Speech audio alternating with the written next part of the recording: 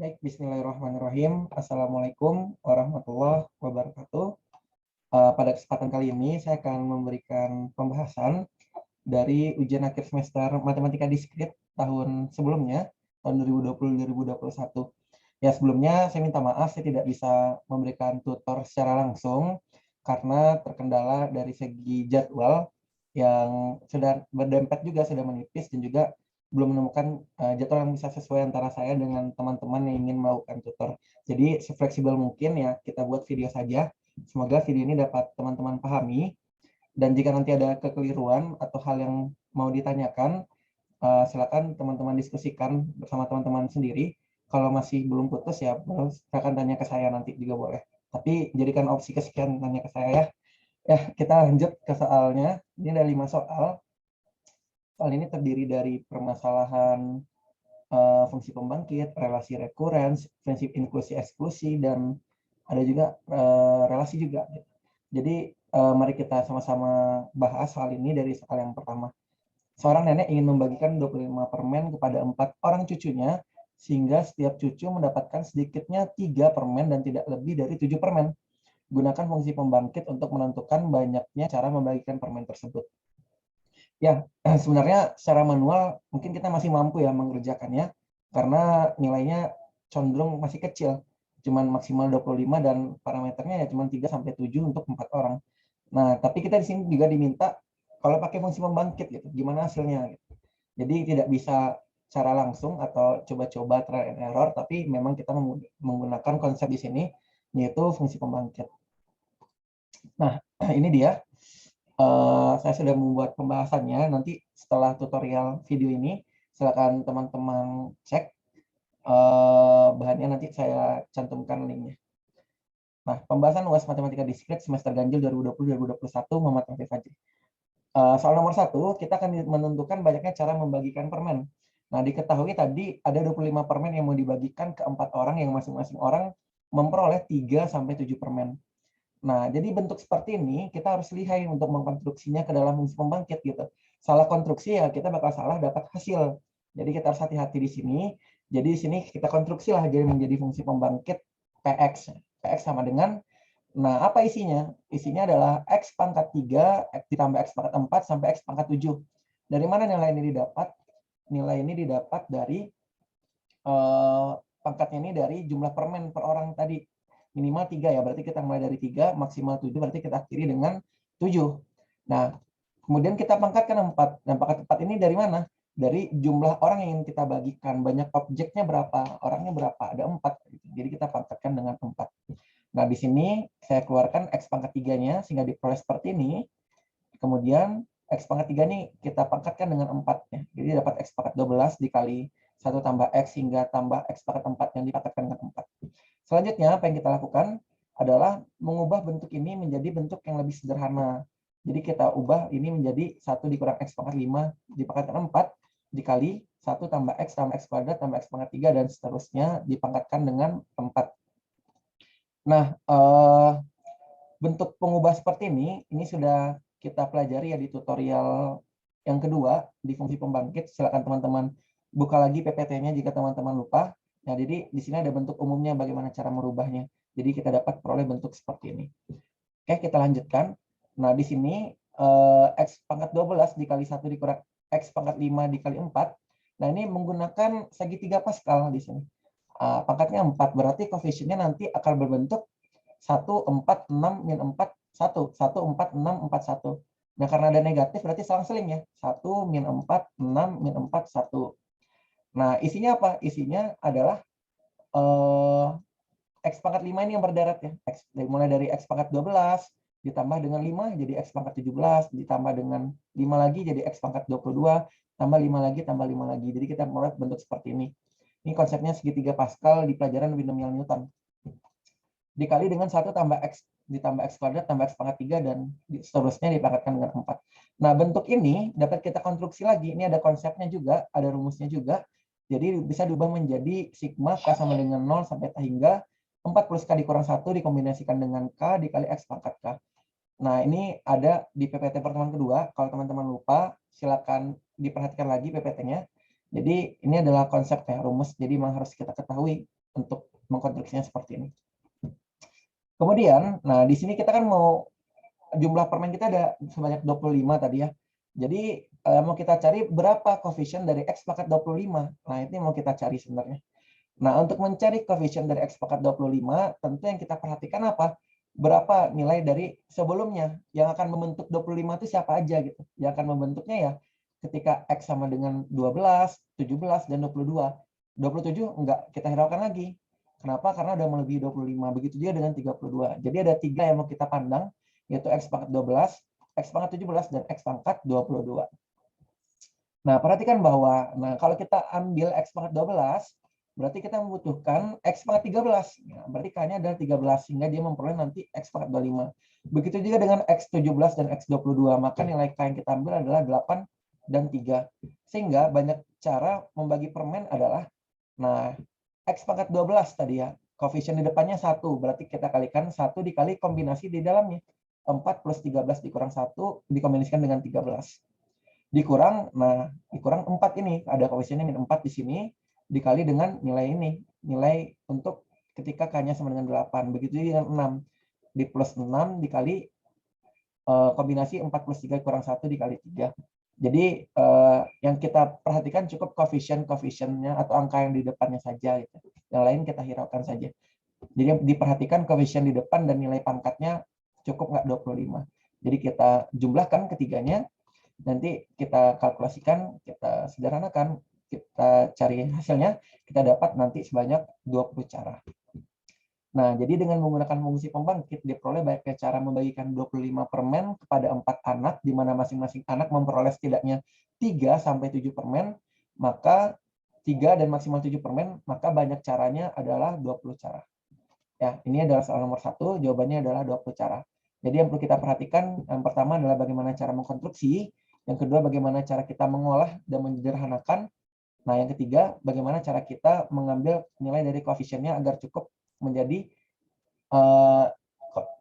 pangkat yang kita butuhkan, yaitu pangkat 25. Oke, itu soal nomor 1. Kita lanjutkan ke soal berikutnya, soal nomor 2. Carilah solusi khusus dari relasi rekurens AN sama dengan 6AN dikurang 1 dikurang 9AN dikurang 2 plus 3N dengan A0 sama dengan 1 dan A1 sama dengan 6. Nah, di sini ini adalah bentuk relasi rekurens yang linear tapi non homogen, karena di sini tidak mengandung 3 pangkat N ini tidak mengandung berapa suku sebelumnya gitu. Jadi dia tidak homogen. Nah, untuk menyelesaikannya berarti kita memerlukan solusi dari partikular dan solusi dari homogennya. Jadi yang kita pandang sekarang, mari kita pandang persamaan homogennya. Jadi apa persamaan homogen dari persamaan ini? Ya tinggal dibuang 3 pangkat N tadi. Jadi persamaan homogennya adalah AN sama dengan 6AN dikurang 1 dikurang 9AN dikurang 2. Nah, kita cari persamaan karakteristiknya, diperoleh R1, R2 sama dengan 3. Nah, sehingga kita dapat bentuk homogennya adalah alfa 1 per 3 pangkat N ditambah alfa 2 N 3 pangkat N. Nah, di sini juga ada konsepnya. Konsepnya apa? Kalau akarnya sama, 2 biji, ya berarti harus dikalikan dengan N yang berikutnya. Kalau 3 biji yang sama, berarti nanti ditambah alfa 3 N kuadrat 3 pangkat N. Gitu. Nah, ini ada konsepnya juga. Ada di PPT pertemuan pertama tentang relasi rekurens. Silakan teman-teman baca lagi, pahami lagi. Nah, itu konsepnya terletak di sana. Kalau akarnya sama bagaimana? Kalau akarnya beda bagaimana? Selanjutnya, kita dapat nih solusi umum untuk homogennya. Selanjutnya kita pandang yang non-homogennya. Yang non-homogennya tadi adalah si 3N. Kita bikin Fn sama dengan 3N. Ini adalah yang homogennya. Yang non-homogennya. Nah, karena akar persamaan karakteristik tadi adalah 3, dan 3 itu muncul sebanyak 2 kali, maka solusi partikularnya menjadi alfa 3 N kuadrat 3 pangkat N. Nah, N kuadrat ini, angka 2 ini muncul karena 3 muncul sebanyak 2 kali. Kalau 3-nya nggak muncul di persamaan karakteristik, ya berarti N pangkat 0 atau 1. Ya. Kalau 3-nya muncul sebanyak 5 kali, berarti N pangkat 5, 3 dikali 3 pangkat N. Gitu. Nah, ini juga ada konsepnya. Ada juga di PPT pertemuan pertama. Silakan teman-teman pahami kembali. Kemudian ya kita substitusikan persamaan AN partikular tadi ke relasi rekurens yang pertama, yang ini, yang ada di soal. Ya, kalau AN berarti kita tinggal ganti ya alfa 3 N kuadrat dikali 3 pangkat N. Nah, ini AN dikurang 1. Berarti setiap nilai N dikurangi 1. Jadi apa yang kita dapat? 6 alfa 3 N dikurang 1 kuadrat dikali 3 pangkat N dikurang 1. Dikurang 9 alfa 3. Nah, AN dikurang 2. Berarti setiap nilai N kita kurang dengan 2. N dikurang 2 kuadrat dikali 3 pangkat N dikurang 2. Nah, plus 3N. Nah, ini tinggal kita sederhanakan. Kita selesaikan. Nanti teman-teman bakal dapat alfa 3 sama dengan setengah. Sehingga diperoleh solusi umum. Nah, solusi umum adalah penjumlahan dari solusi homogen ditambah partikular. Homogen kita berapa tadi? Alfa 1, 3 pangkat N ditambah alfa 2, N dikali 3 pangkat N. Partikular kita yang alfa 3, N kuadrat tambah 3N. Karena alfa 3 setengah, ya kita substitusi setengah di sini. Nah, kita udah dapat nih solusi umum. Selanjutnya kita akan mencari solusi khusus. Nah, kalau mencari solusi khusus, berarti kita memerlukan syarat awal. Syarat awal kita di sini itu ketika A0 sama dengan 1 dan A1 sama dengan 6. Nah, kita perhatikan. Kalau untuk A0 sama dengan 1, dalam artian N-nya sama dengan 0, maka dia akan berubah menjadi A0 sama dengan alfa 1, 3 pangkat 0 ditambah alfa 2, dikali 0, dikali 3 pangkat 0, ditambah setengah, dikali 0 kuadrat, dikali 3 pangkat 0. Nah, nilai A0 tadi berapa? Nilainya 1. Nah, kita sederhanakan, jadi kita dapat alfa 1 sama dengan 1 nanti. Nah, untuk N sama dengan 1, berarti A1-nya sama dengan 6 ya, sehingga ya kita ganti aja N-nya dengan 1 dan A1-nya diganti dengan 6. Jadi kita dapat persamaannya alfa 2 sama dengan setengah. Nah, ini kita dapat nih alfa 1, 1, alfa 2 setengah. Ya, kita tinggal masukkan ke dalam ini, ke dalam nilai AN tadi. Sehingga kita peroleh solusi khusus, yaitu AN sama dengan 3 pangkat N ditambah setengah, N dikali 3 pangkat N ditambah setengah, dikali N kuadrat, dikali 3 pangkat N. Nah, kita keluarkan 3 pangkat N, berarti kita dapat solusi khususnya adalah AN sama dengan 3 pangkat N dikali 1 ditambah setengah N ditambah setengah N kuadrat. Nah, untuk permasalahan ini, teman-teman boleh mengujinya dulu ke misalnya ke 4 suku pertama atau 5 suku pertama. Apakah hasilnya bakalan sama jika kita menggunakan relasi tadi yang kita diberikan di awal. Nah, kalau seandainya 3 atau 3, 4 atau 5 suku pertamanya sama, ya kan kita cukup yakin bahwasanya solusi yang kita peroleh itu benar gitu. Tapi kalau salah ya, misalkan untuk N sama dengan 3 berbeda gitu. Kalau satu saja sudah berbeda, nah berarti kita ada salah dalam penyelesaian soalnya gitu. Nah, bisa kita cek kembali. Jadi jawaban kita bisa kita cek ya, benar atau salahnya gitu. Nah, itu untuk soal nomor 2. Kita lanjutkan ke soal nomor 3. Nah, soal nomor 3 ini juga merupakan soal bagaimana kita membentuk suatu barisan ya, atau relasi recurrence juga dengan suku-suku sebelumnya. Ya, tapi di sini lebih ke aplikasinya lagi. Nah, soal nomor 3, sebuah string dengan panjang n dapat dibentuk dari angka-angka 0, 1, dan angka 2. Sedemikian sehingga angka yang saling bersebelahan hanya berselisih maksimum 1 gitu. Nah, misalkan diberi n sama dengan 2 atau sebanyak 2 digit ya. Maka terdapat 7 string yaitu 00, 01, 10, 11, 12, 21, 22. Jadi 02 tidak ada di sini ya. Kenapa tidak ada ya? Kalau 02 berarti selisihnya sudah 2, sementara kita cuma boleh selisihnya maksimum 1.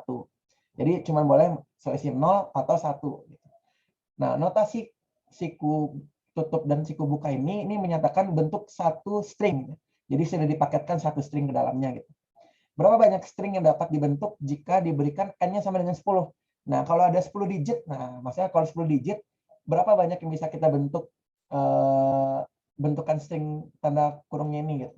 Nah, ini cukup menarik soalnya. Mari kita coba konstruksi.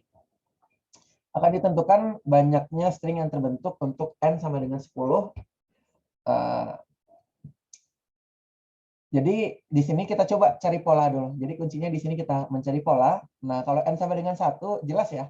0, 1, 2. Cuma sendiri-sendiri. Gitu. Nggak ada selisih dengan yang lainnya. Dia tunggal.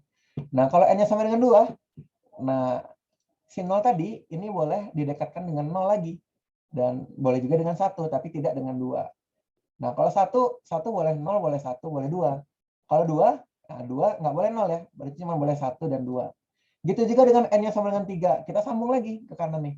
Kalau ujungnya ada 0, berarti bolehnya 01. Kalau ujungnya ada 1, berarti 012. Kalau ujungnya 0, 01. Kalau 1, dan seterusnya.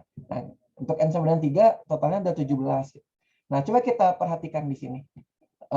Bahwasannya, kalau kita mengunculkan angka 1 di sebelumnya, berarti dia akan menghasilkan 3 buah string, 3 buah tipe string, berikutnya gitu, untuk n berikutnya. Ini kita perhatikan. Ini ada satu nih warna kuning, ada satu lagi warna kuning, ada satu lagi nih warna kuning. Satu ini menghasilkan 3 buah nanti, 0, 1, 2, 0, 1, 2, 0, 1, 2. Nah, sementara kalau 0 dan 2, yang warna biru, dia cuma menghasilkan 2. Nah, kita perhatikan teman-teman. 0 menghasilkan 01, menghasilkan 01, ya kalau 2 menghasilkan, maaf, ini harusnya 1, 2 ya. 1, 2, 0 ini ganti 2 ya. Dan 1, 2 di sini. Nah, jadi di sini kita dapat pola nih, dapat pola bahwasannya digit berikutnya adalah 3 kali jumlah angka 1 yang muncul di suku sebelumnya ditambah 2 kali angka 2 atau 0 di bentuk sebelumnya gitu. Jadi ada hubungan nih terkaitan dengan sebelumnya gitu. Nah, di sini ada saya tuliskan nih di sini nih. 3 dikali jumlah angka 1 sebelumnya ditambah 2 dikali jumlah angka 0 dan 2 sebelumnya. Nah, jadi PR dari kita, gimana cara kita menentukan angka 1 sebelumnya? Dan gimana juga cara menentukan angka 0 dan 2 sebelumnya? Nah, jadi pertanyaan dia kan. Nah, kita lihat lagi polanya tadi. Perhatikan warna kuning di sini. 1, 1, 1, 3. Ternyata angka 1 sebelumnya itu jumlahnya adalah banyaknya string dari suku sebelumnya atau AN dikurang satunya. Ada 3. Nilai dari sebelumnya, AN dari sebelumnya ada 3. Kita perhatikan lagi yang abu-abu. Nih, bukan abu-abu nih ya. Ini warna oranye ya, oranye tua, warna kecoklatan. Angka satunya 1, 2, 3, 4, 5, 6, 7. Nah, 7 ini ternyata juga sebanyak AN kita yang sebelumnya gitu. Nah, ini kita dapat hubungan. Hubungannya apa? Berarti ada 3 dikali AN dikurang 1 gitu. Nah, kita tahan dulu. Kita tahan. Nah, selanjutnya yang abu-abu, yang biru lagi. 0, 0, 2, 2. Jumlahnya adalah 4. Nah, yang kanan yang abu-abu gitu juga. 0, 0, 2, 0, 0, 2, 0, 0, 2, 1, 2. Yang abu-abu ini ada 1, 2, 3, 4, 5, 6, 7, 8, 9, 10. Ada 10. Nah, ternyata kalau kita lihat, muncul 4 dan 10 ini, itu adalah selisih dari AN dikurang 1, AN dikurang dengan AN dikurang 2. Nah, lihat nih, 7 dikurang 3 dapat 4. 17 dikurang 7 dapat 10. Nah, coba kita hasilkan di sini. Kita mau cari, kita tahu nih A3 sama dengan 17. Nah, 17 itu dari mana dapatnya? Berarti 3 dikali suku 2 sebelumnya, berarti ada 3 ini. 3 dikali 3, ditambah 2 dikali 4. 4 ini mana? 4-nya yang biru ini. Selisih dari suku sebelumnya dengan 2 sebelumnya, dikali 4. Nah, artinya apa? Ini sama dengan 3 dikali A1 ditambah 2 dikali A2 dikurang A1. Kalau kita sederhanakan, ya kita dapat rumus A3 sama dengan 2 dikali A2 ditambah A1. Gitu juga dengan A4. A4 itu jumlahnya ada 41. Ini saya tipe ya, bukan 43, 41. Dari mana dapatnya? Ya tadi ya, 3 dikali 7, angka 3-nya, 7-nya, angka 1-nya ada 7, dikali dengan 3, angka 0 dan 2-nya itu ada 10, kita kali dengan 2. Nah, ternyata 7 itu adalah si A2, 2 suku sebelumnya. Dan 10 itu adalah pengurangan dari suku sebelumnya dengan 2 suku sebelumnya, A3 dikurang A2. Nah, kita sederhanakan dapatnya juga 2 dikali A3 ditambah A2 gitu. Nah, jadi kalau kita perumum lagi dia, jadi kita dapat pola AN itu bakal sama dengan 2 AN dikurang 1 ditambah AN dikurang 2. Nah, ini dia tadi yang kita dapat. Nah, ini boleh kita uji dulu benar atau salahnya. Silakan teman-teman uji. Saya sudah menguji sampai 5 dan ternyata hasilnya masih sama gitu. Atau sekarang coba-coba cek-cek lagi ya, mungkin saya juga bisa jadi salah. Nah, sini saya kalau teman-teman bingung, nah, boleh dibaca penjelasannya. Saya juga coba bikin penjelasan. Nah, nilai AN diperoleh dari 3 dikali dari jumlah angka 1 sebelumnya. Dijumlahkan dengan 2 kali jumlah angka 0 dan 2 sebelumnya. Jadi kita dapat rumusnya seperti ini. Nah, jumlah angka 1 sebelumnya itu ternyata nilai dari AN dikurang 2. Nah, kalau jumlah angka 0 dan 2 sebelumnya, itu diperoleh dari AN dikurang 1 dikurang AN dikurang 2. Nah, sehingga kita dapat konstruksi seperti ini. Dapat kita nanti hasilnya seperti ini. AN sama dengan 2, AN dikurang 1 tambah AN dikurang 2. Nah, untuk menentukan nilai dari A10, Nah, ini teman-teman boleh lagi menggunakan penyelesaian di soal nomor 2 ya. Berarti teman-teman cari persamaan karakteristik dan teman-teman bakal dapat solusinya gitu ya. Atau teman-teman mau langsung aja, langsung disubstitusi aja, dicoba satu-satu. N3, N4, N5 sampai N10. Nah, di sini saya cobakan langsung aja. Jadi karena tidak ada perintah harus pakai apa ya, berarti boleh langsung aja ya. Jadi saya langsung aja karena 10 tidak terlalu jauh ya. Jadi kalau stringnya 10, banyak caranya itu ada 12.537 cara yang bisa dibentuk. Banyak bentuknya ada 12.537. Jadi cukup banyak ya. Jadi ini kalau mau diuji memusingkan nih, lama ya. Jadi bisa kita gunakan konsep seperti ini. Kita tentukan polanya dan ternyata polanya berkaitan dengan suku-suku sebelumnya. Jadi yang menjadi kunci untuk menyelesaikan soal ini adalah bagaimana ketelitian kita menghubungkan nilai-nilai yang terbentuk dengan nilai-nilai sebelumnya gitu. Nah, itu sebenarnya yang kita perlu teliti dan kuncinya cuma ada di sana saja. Ini adalah soal nomor 3. Ya, ini jawabannya ya, cukup banyak. Lanjut ke soal nomor 4. Ini adalah prinsip inklusi eksklusi. Nah, carilah banyak anggota dari A gabung B gabung C jika terdapat 100 anggota dalam setiap himpunan. Dan jika, nah, soal yang pertama, yang A, ketiga himpunan tersebut tidak ada yang saling beririsan. Nah, kalau tidak beririsan artinya apa? Ya, irisan A iris B iris C sama dengan A iris B sama dengan A iris C sama dengan C iris B. Nilainya sama dengan 0 banyaknya gitu. Jadi apa? Nanti kita tinggal pakai rumus prinsip inklusi eksklusi aja.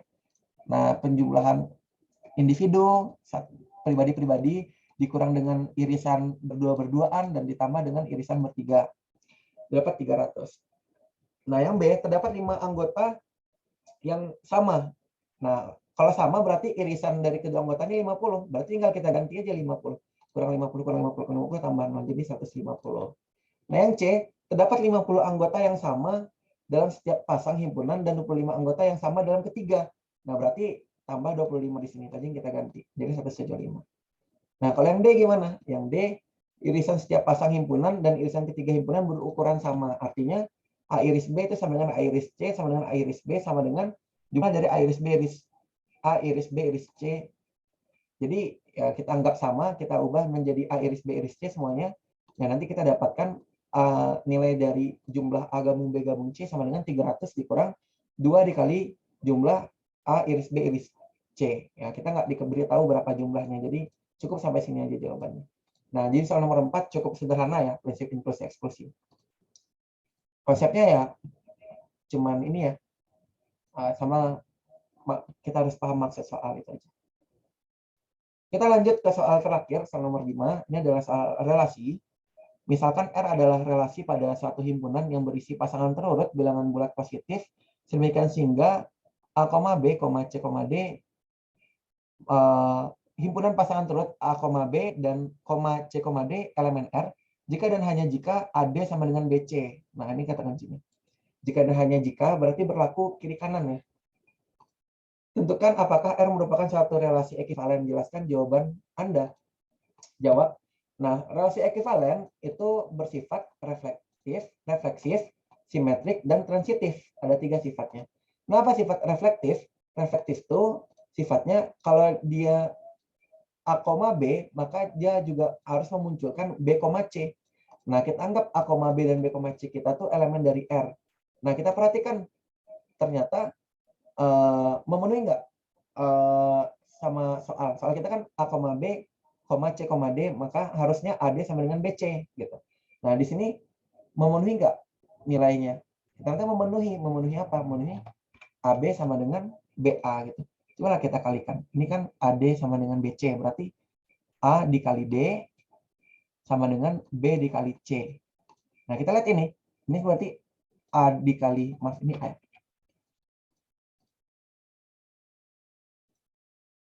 Nah, berarti ini berlaku juga. A dikali B sama dengan B dikali A. Oke, kita lanjut ke yang simetrik. Kalau untuk yang simetrik, jika A, B, C, D elemen R, maka AD sama dengan BC. Nah, di sini kita dikasih tahu nih, jika AB sama dengan kita diberi AB, CD, maka hasilnya kan harusnya AD sama dengan BC di sini. Yang ini. Nah, sehingga kalau kita balik, kita dapatkan CB sama dengan DA. Nah, ini kita balik aja ya. Jadi, kita dapat C, D, A, B. Jadi, dia berlaku simetrik gitu. Maksudnya, jika dibalik, ya dia tetap anggotanya juga gitu. Jadi, berlaku simetrik dia. Kemudian transitif. Nah, transitif, jika kita punya AB, CD, dan CD, EF, maka seharusnya kita juga punya AB, EF yang elemen R. Nah, di sini kita lihat, kita punya A, B, C, D elemen R. Nah, dan C, D, E, F elemen R. Nah, maka AD sama dengan BC dan CB sama dengan DA. Mana CB? Dan CB sama dengan DA. Nah, karena AD sama dengan BC, maka kita punya C sama dengan AD per B. Gitu. Nah, selanjutnya karena CF, nah CF ini, CF sama dengan ED, CF sama dengan ED, nah kita ganti saja nilai si C dengan AD per B. Jadi dapatnya A dikali DF per B sama dengan E dikali D. Kita coret D kiri kanan, maka kita dapat AF sama dengan EB. Nah, AF sama dengan EB jadinya berlaku AB, EF sama dengan elemen R. Jadi juga berlaku transitif. Nah, karena ketiga sifat ini terpenuhi, nah maka ini adalah sebuah relasi ekivalen gitu. Nah, ini adalah untuk soal nomor 5. Oke, baik. Ini reflektif tadi ya. Reflektif ini nilainya sama itu, bukan AB, BA. Tapi kalau kita punya AB, berarti AB, AB maksudnya sini. Nah, kita perhatikan, kalau dia reflektif kan berarti berlaku AB, nilai dari si A, A gitu, nilainya sama kiri kanan gitu. A, B dan A, B. Dan ternyata A, B ini kalau kita kalikan ya, bentuk di sini, kan AD sama dengan BC. AD kiri paling ujung dengan dikali ujung sama dengan tengah dikali tengah. Nah, ujung kali ujung AB sama dengan tengah dikali tengah BA. Ya, AB sama dengan BA. Berarti dia berlaku gitu. Makanya dia berlaku reflektif tadi. Kalau simetris, jika kita punya kiri kanan, berarti kita harus punya kanan kiri juga yang sama tipenya. Dan kita sudah membuktikan dia sama. Kalau transitif, simpelnya kita punya AB dan kita punya BC. Berarti kita juga punya AC. AC juga harus memenuhi gitu. Nah, itu maksud dari transitif. Ya, jadi ini tadi saya perbaiki sedikit ya. AB, AB harusnya sini. Nah, ini adalah soal nomor 5. Jadi kuncinya di sini adalah karena dia minta relasi ekivalen, berarti teman-teman harus paham konsep reflektif, refleksif, berarti harus ada dirinya sendiri atau A, A, simetrik, berarti jika ada A, B, berarti harus ada B, A. Dan transitif, transitif berarti jika ada AB dan BC, berarti harus ada AC. Nah, itu adalah sifatnya. Kalau ketiga sifatnya terpenuhi, berarti dia suatu relasi ekivalen. Oke, mungkin sekian tutorial yang dapat saya berikan. Semoga teman-teman dapat memahaminya. Dan juga di sini ada solusi UAS Matdis 2 tahun sebelumnya, tahun 2019-2020. Nah, silakan teman-teman bahas juga, silakan dibaca juga. Semoga teman-teman bisa dapat dalam mengerjakan soal UAS-nya. Ya, sekian tutorial yang dapat saya sampaikan. Mohon maaf atas kesalahan dan kekeliruan. Apabila nanti terjadi kesalahan dan kekeliruan, mohon dimaafkan. Saya tutup. Wabillahi taufiq wal hidayah. Wassalamualaikum warahmatullahi wabarakatuh.